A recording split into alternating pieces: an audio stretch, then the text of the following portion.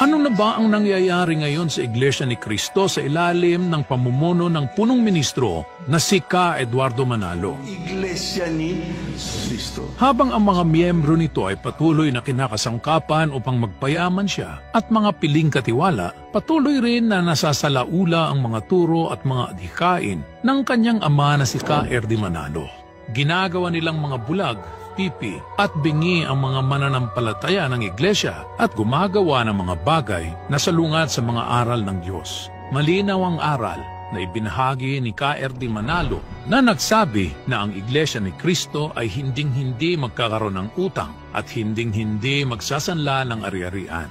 Ang Iglesia ni Cristo ay hindi ho nagsasangla ng mga titulo ng lupa para lamang makakuha ng pondo. Bukas ang opisina ng Iglesia, pag nakakita kayo ng kahit isang titulo na may gravamen o mayroong marka ng pagkakasangla, maghiwa-hiwalay na tayo. Malinaw din ang tagubilin noon ni Ka Erdi na hinding-hindi magpapagamit ang Iglesia sa mga dayuhan at sa mga politiko. Hindi tayo tumatanggap ng pera mula sa mga kandidato o sino mang pinuno ng gobyerno.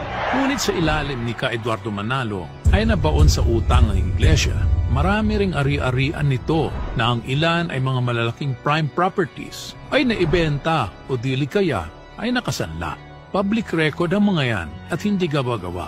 Ang masakit ay galing sa dugo at pawis ng mga kaanib ang mga ari-arian na pinagbebenta at ipinagsasanla ni Ka Eduardo Manalo habang ang kanyang pamilya at iilang katiwala ay namumuhay ng marangya. Lumalabas na umutang ang pamunuan ng Iglesia ni Cristo ng 1.3 billion pesos na lumobo hanggang umabot sa 4.8 billion pesos mula sa Metropolitan Bank and Trust Company at sa Asia United Bank Corporation upang maitayo ang Philippine Arena na hanggang ngayon ay lugi pa rin at hindi kumikita. Upang makakuha ng loan ay ginamit ng pamunuan ng Iglesia bilang collateral ang 61 na mga ari-arian nito sa Metro Manila, Bulacan, Nueva Ecija, Cavite at Baguio. Isinanla rin ang 317 condo units na pag-aari ng Iglesia ni Cristo.